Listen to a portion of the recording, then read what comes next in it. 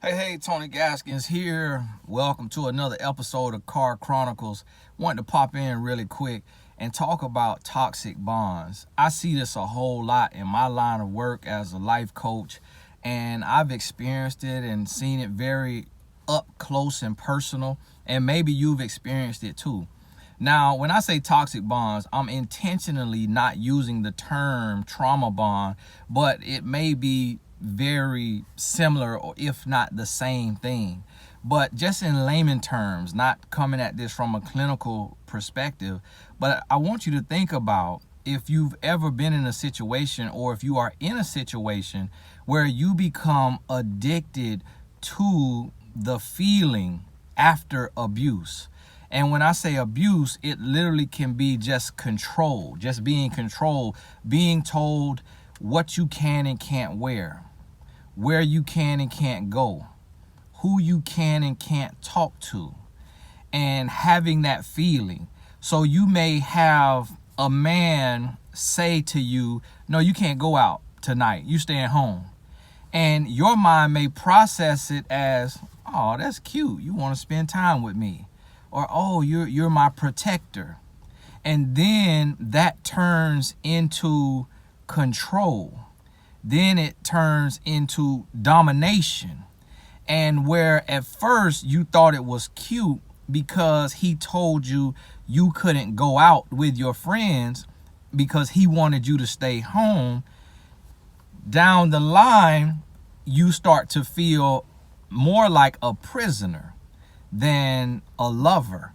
Now it's like, wow, now I'm in isolation. Now I'm in solitary confinement.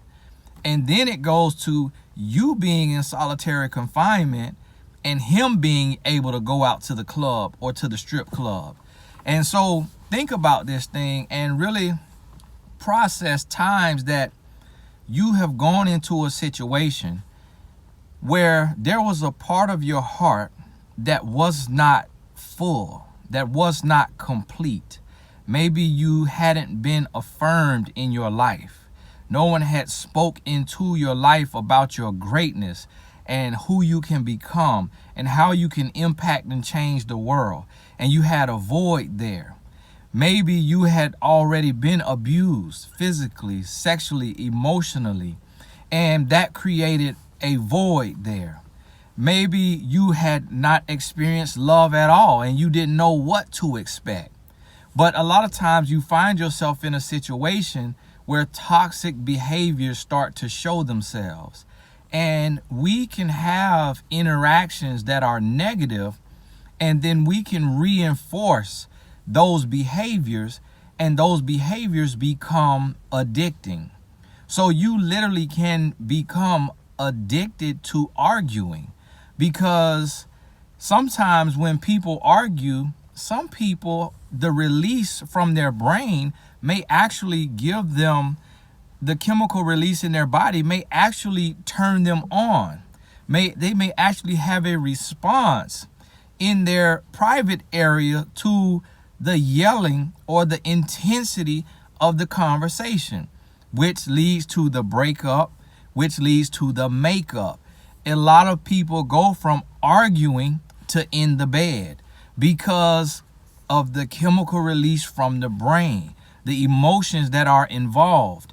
And if you do not receive positive affirmation and positive attention, and you, in place of that, you receive negative attention and you receive criticism and you receive some form of abuse, that can become your norm, and you start to look for and expect that. And that is where you get your validation from. So I've dealt with women who have said, if you don't choke me, if you don't abuse me, that means you don't really love me.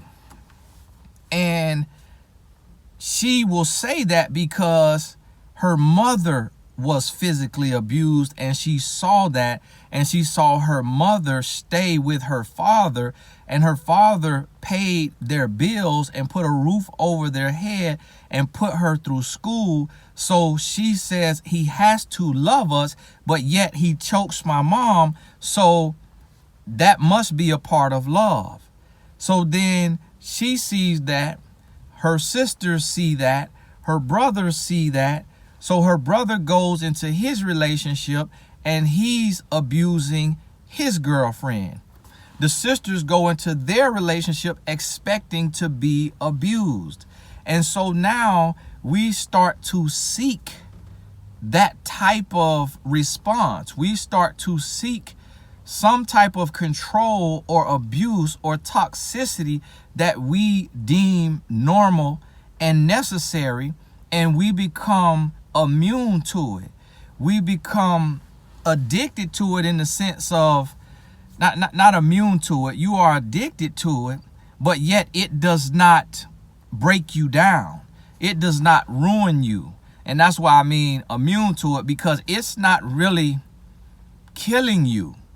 In a lot of ways, it becomes how you find validation. It becomes how you define who you are. And you label it as normal.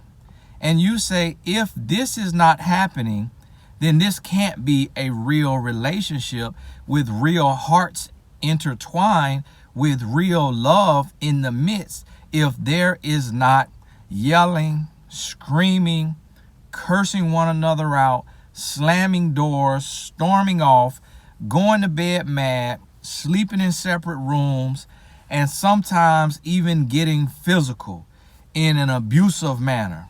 All before going into that space of fake sympathy, fake forgiveness, and then going into a space of peace and everything being fine. So now all of the laughs and all of the smiles kind of make you forget about all of the abuse, all of the control, all of the pain. And you become addicted to this roller coaster. And when you think about it, that is why the term is used when we call it a roller coaster. Because when you get on a roller coaster, you're going really slow and easy. And you're going up, and it's great. You know, you're building in a relationship. You're going up slow and easy, you building. And you're seeing beautiful sights, beautiful views. You got a bird's eye view. You're looking out over the city. Everything is good. And then shoo, you drop really fast. And your stomach hits your toes and you scream. And it was a moment of terror, but then it goes slow. And then you go back up. Or you go on a little detour, go on a little curve. But it's still, although it's moving fast, it's bearable. It's calmer than the drop. And then before you know it, another drop. And so now the same thing happens in your relationship, where you are up and down, in and around. It is intense and it's scary, and you lose your mind, but then you're calmed and you're lulled to sleep and everything is okay. And then you say, okay, this is cool. And then finally you get a break and you're able to get off of this crazy, emotional, intense fight, argument, exchange, and you get a break. And after having this break of peace and calm, you say, okay, I can ride that roller coaster again and be scared to death again. So now you go back into the relationship after you almost lost your life, you almost lost your sanity, you felt suicidal or homicidal, but because of the period of peace, which is just allowing the abuser to regain him or herself, to kind of center, to let you calm down, because they know too much at once will eventually break you, then you forget the pain that you have experienced. And what happens is your brain all the while is processing, and it is releasing chemicals into your body, which are giving you little shots, little highs, and you getting high off of toxicity instead of happiness, instead of joy. Instead, you're getting the same type of release. And so, in essence, it's similar to when a person who is addicted to cocaine, they are addicted because of the release their brain sends through their body after altering their chemical state, their chemical balance with the drugs. But is the drug actually good for them? No, because the things they do on the drug and the way it abuses the body, it's actually killing them and it's addicting them. So they go back not out of love, but out of an addiction. That same thing can be related to how you deal with your relationship, to where a lot of times men and women stay in a relationship not out of love, but out of an addiction to the feeling. And that feeling may be a validating feeling, even if it is a toxic feeling, even if it is abuse, because some attention is better than no attention in the mind of a human. So people will do negative things and get in trouble to get attention. Attention-seeking behavior. You see it even in children in class. If they cannot get an A and get praise for getting an A, then they will throw spitballs and throw pencils to get yelled at for being a class clown. And that is affirming for them because it is attention. And so they are seeking attention. And that is what is happening in your relationship when you have a toxic bond. You are bonded to this person and it is filled with toxicity, but because of the balances and the breaks in the pain and the arguments and the abuse, you allow those moments of peace to soothe over all of the moments of chaos and turmoil. And then you equate time, how long you've been together, and the other snares, the traps, the tricks that the abuser uses. You equate all of those things to love. So the times when your toxic partner is making you laugh and buying you things and making you feel good only to get you in a relaxed state, only to make you fall deeper in love because he or she realizes that you are seeing those things as love. And so it's like, if you build love and you build this mountain of love, it's all fake, it's a snare, and then you throw you hit it with a boulder, you didn't destroy the whole mountain. You just knocked off the top. You put a dent in it, you put a hole in it, but you didn't destroy it all. So now you have something left to build upon. So now you come back and you start building upon what is left. And for you, as the one being abused or the one who is being trapped by the toxic bond, you use the good times as ointment, as a Band-Aid.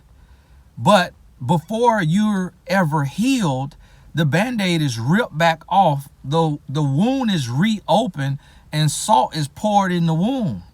And you scream and you yell and you're hurt because you keep being cheated on, or you keep being cursed out, you keep being controlled, you keep being deceived, you keep being manipulated.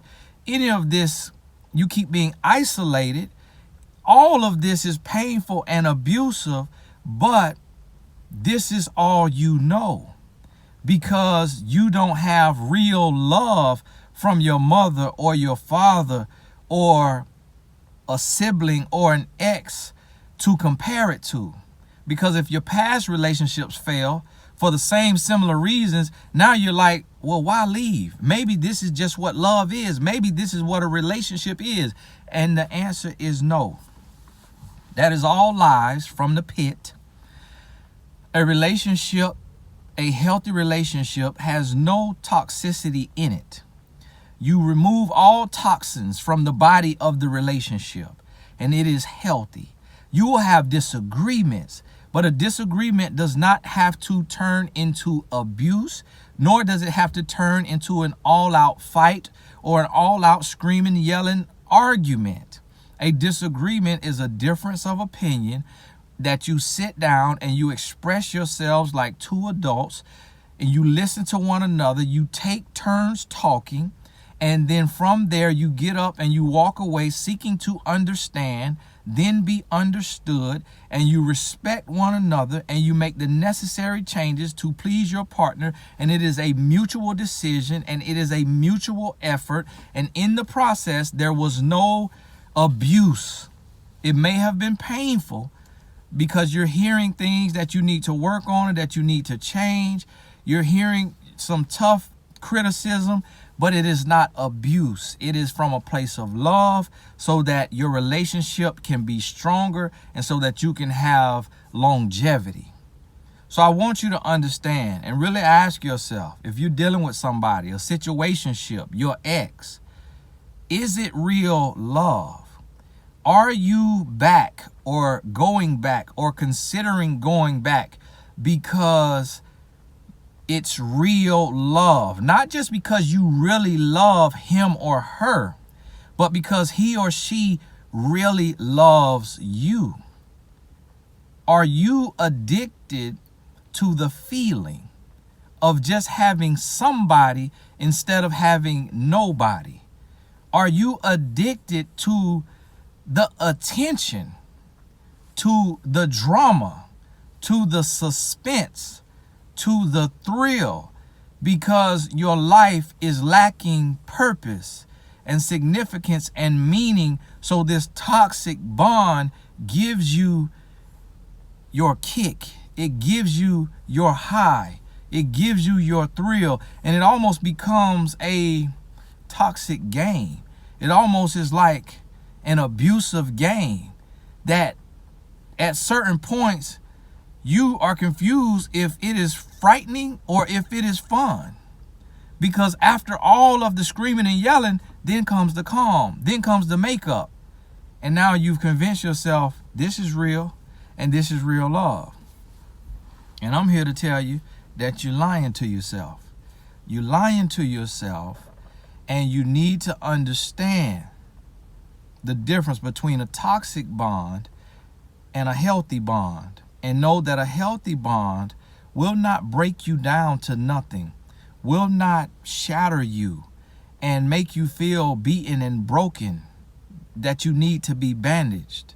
It will not do that. It will inspire you. It will challenge you, but it will encourage you and inspire you to grow and to get better. And the pain will come from the discipline that you implement in your life, not from the abuse that you are enduring in your life. So understand that if your relationship is breaking you down, if you are left in tears all the time, if you feel depressed and shattered, confused, unloved, if you feel taken advantage of, even though some good comes here and there, you have a toxic bond. And you need to break that by making up in your mind that you finally understand that what you have is not real love and that is toxic, and you need to remove yourself.